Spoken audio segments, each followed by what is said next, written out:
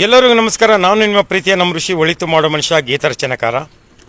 ಇತ್ತೀಚೆಗೆ ಜಗದೀಶ್ ಲಾಯರ್ ಅಂತಾರೆ, ಗೊತ್ತಿಲ್ಲ, ಲೀಗಲ್ ಆಗಿ ಲಾಯರ್ ಅಂತ ಪ್ರೂವ್ ಆಗಿಲ್ಲ, ಇರಲಿ ಏನಾಗಿರಲಿ, ಲಾಯರ್ ಅಂತಲೇ ಹೇಳೋಣ. ಅವ್ರು ಎಲ್ಲಿ ನೋಡಿದ್ರು ಯಾವುದೇ ವಿಷಯಕ್ಕೆ ಅವ್ರು ಬಂದುಬಿಡ್ತಾರೆ. ನನಗೆ ಅವ್ರಿಗೆ ಗೊತ್ತು, ಇವ್ರಿಗೆ ಗೊತ್ತು. ಆಮೇಲೆ ಇದುವರೆಗೂ ಯಾವ ವಿಷಯನ ತಾಕೀಕಂತಕ್ಕೆ ತಂದಿಲ್ಲ ಅವರು. ಯಾವುದೇ ವಿಷಯ ಆಗಿರ್ಬೋದು, ಸುಮಾರು ವಿಷಯಗಳು ಅವ್ರ ಬಗ್ಗೆ ಮಾತಾಡಿದ್ದಾರೆ. ಆಮೇಲೆ ಇತ್ತೀಚೆಗೆ ನನಗೆ ಬೇಜಾರಾಗಿದ್ದೇನೆಂದರೆ, ದರ್ಶನ್ ಒಬ್ಬರು ಅಭಿಮಾನಿ ಏನೋ ಮಾತಾಡಿದ್ರು, ಟ್ರೋಲ್ ಮಾಡಿದರು. ಓಯ್ ನಿನ್ನ ಮುಖ ತೋರಿಸು, ನಿನ್ನ ಹಂಗೆ ಮಾಡಿಬಿಡ್ತೀನಿ, ನಿನ್ನ ಅರೆಸ್ಟ್ ಮಾಡಿಸ್ಬಿಡ್ತೀನಿ, ಜೈಲಿಗೆ ಕಳಿಸ್ಬಿಡ್ತೀನಿ ಅಂತ.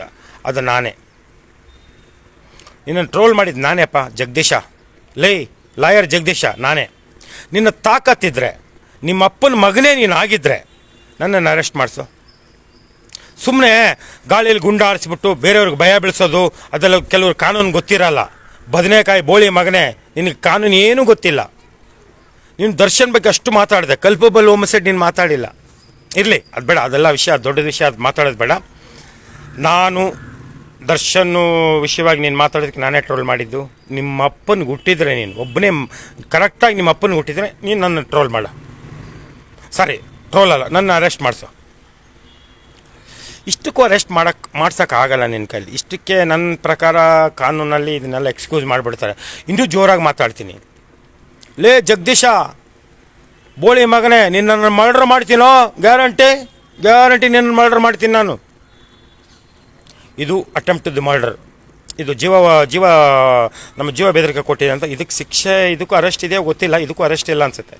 ಇನ್ನೂ ಬೇಕಾದ್ರೆ ಏನಾದರೂ ಹೇಳ್ಬೇಕಂದ್ರೆ ಹೇಳು, ನಾನು ಮಾಡ್ತೀನಿ. ಏನು ಅಷ್ಟು ನಾನು ಎಲ್ಲ ಗೊತ್ತು, ನಾನೇ ಸರ್ವಾಧಿಕಾರಿ, ನಾನು ಯಾವ ಹಿಟ್ಲರು, ನಾನೇ ಗ್ರೇಟು ಅನ್ನೋ ಥರ ಮಾತಾಡ್ತೀಯಲ್ಲೋ.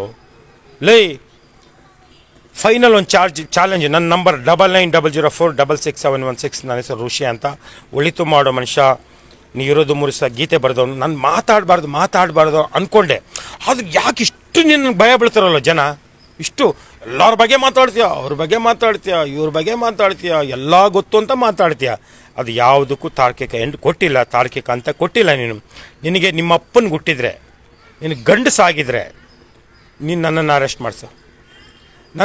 ಮಾಡಿಸೋ. ನಿನ್ನ ಜೀವನ ಪರ್ಯಂತ ಜೈಲಲ್ಲಿ ಕೊಳೆಯೋ ರೀತಿ ನಾನು ಮಾಡಿಲ್ಲ ಅಂದರೆ ನಾನು ನಮ್ಮ ಅಪ್ಪನಿಗೆ ಹೊಡಿತವನಲ್ಲ. ಧನ್ಯವಾದಗಳು.